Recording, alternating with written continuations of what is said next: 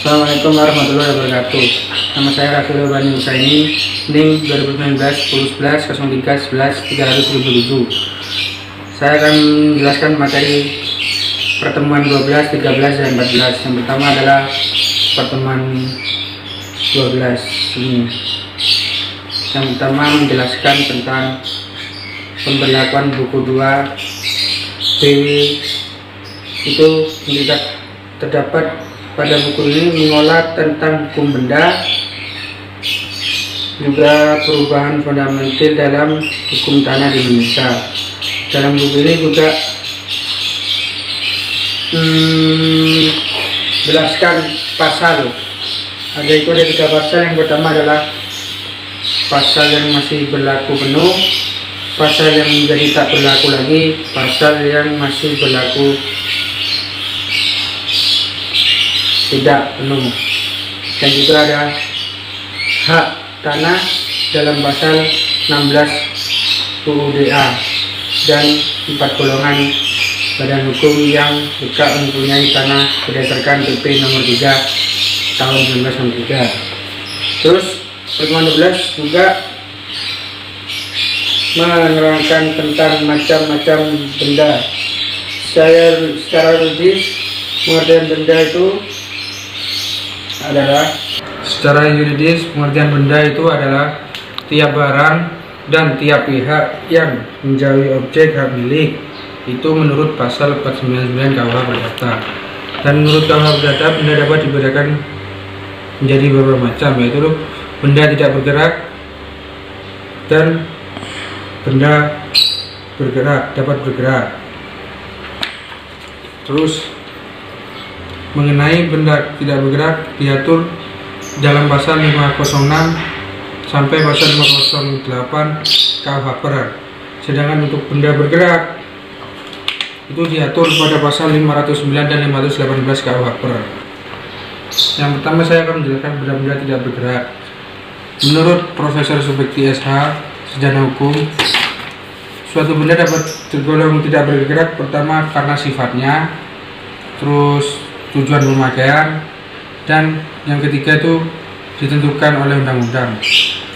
Jadi secara jelas benda yang tidak bergerak karena sifatnya itu misalkan tanah, termasuk segala sesuatu yang secara langsung atau tidak langsung karena perbuatan alam atau perbuatan manusia digabungkan secara erat menjadi satu dengan tanah itu.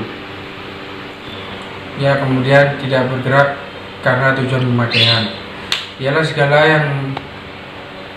apa yang meskipun tidak secara sungguh-sungguh digabungkan dengan tanah atau bangunan, dimaksudkan untuk mengikuti tanah atau bangunan itu untuk waktu yang agak lama, yaitu misalnya mesin dalam suatu pabrik. Selanjutnya ialah tidak bergerak karena ditentukan oleh undang-undang. Ini maksudnya adalah segala hak atau penagihan yang mengenai suatu benda yang tidak bergerak. Pada sisi lain, menurut Subekti ini suatu benda dihitung termasuk golongan benda yang bergerak karena sifatnya atau karena ditentukan oleh undang-undang. Benda yang bergerak menurut sifatnya adalah yang dimaksud itu bangunan dan perabotan rumah tangga. Golongan benda yang bergerak karena penerapan undang-undang itu ialah misalnya surat-surat zero, terus obligasi negara dan perseroan perdagangan dan sebagainya.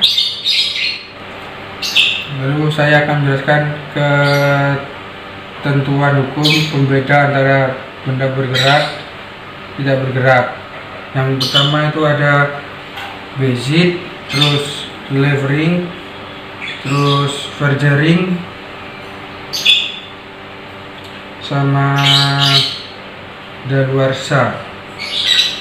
Yang pertama saya akan menjelaskan basic. Basic ini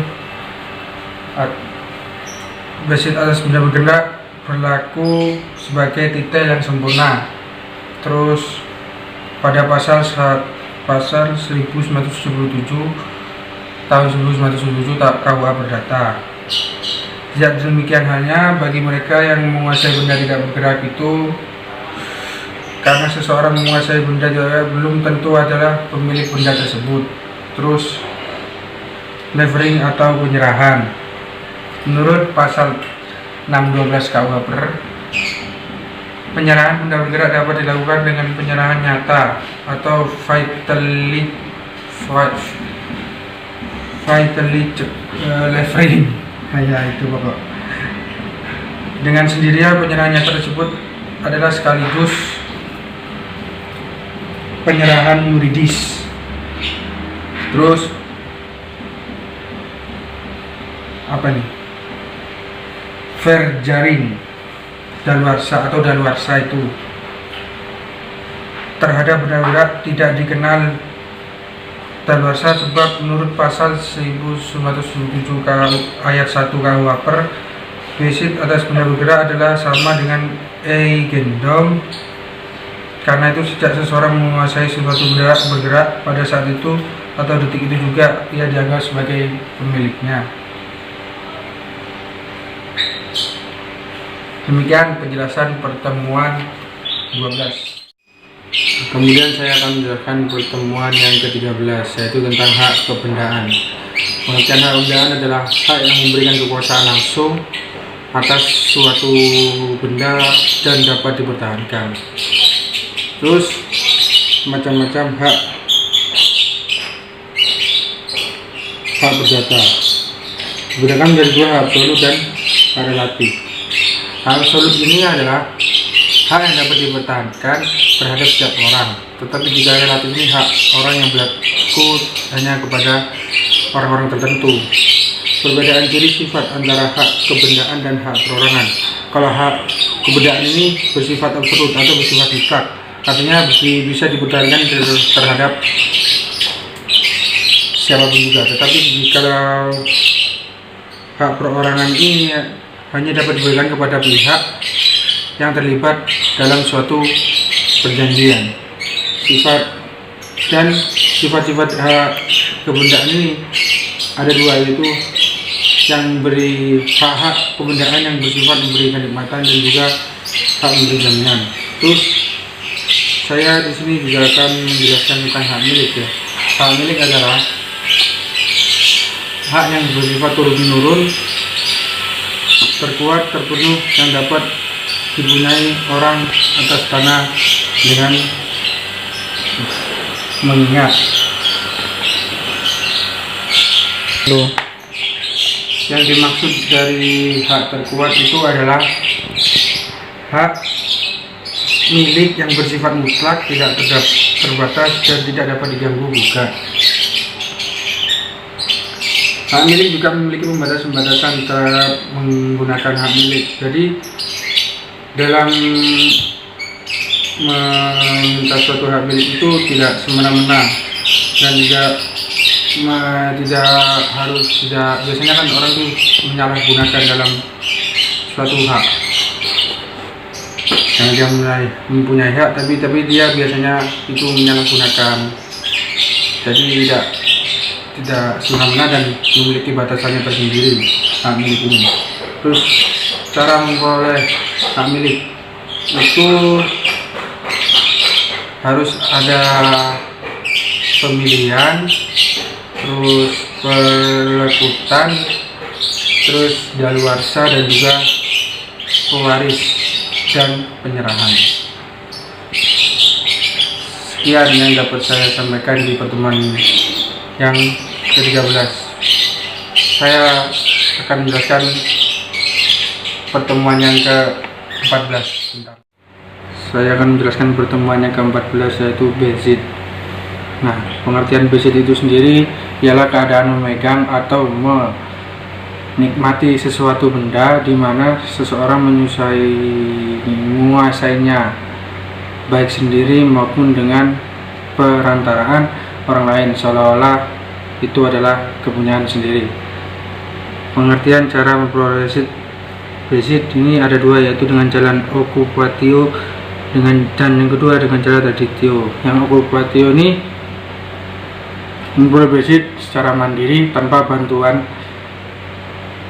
orang yang membesit dahulu, dan kalau yang traditio ini memperoleh basicnya dengan bantuan dari orang yang membesit terlebih dahulu.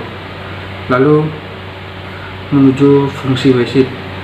Fungsi basic ini ada dua, yaitu yang pertama fungsi polisionil dan yang kedua fungsi Zakenrechtliche. Yang personil ini bahwa basic itu mendapat perlindungan hukum. Maksudnya pada perlindungan hukum ini bahwa hukum ini mengindahkan keadaan kenyataan itu tanpa mempersonalkan hak milik atas benda tersebut sebenarnya ada pada siapa. Terus yang kedua ini Zakenrechtliche itu setelah beberapa waktu tertentu keadaan kenyataan basic itu berjalan tanpa adanya protes dari hak pemilik itu, dari pemilik sebelumnya, maka keadaan kenyataan itu akan barulah menjadi hak milik itu, tapi melalui lembaga Verjaring. Ya, sekian dari presentasi saya tadi. Saya sudah menjelaskan pertemuan 12, 13, 14. Jika ada kekurangan atau salah kata, saya minta maaf. Assalamualaikum warahmatullahi wabarakatuh.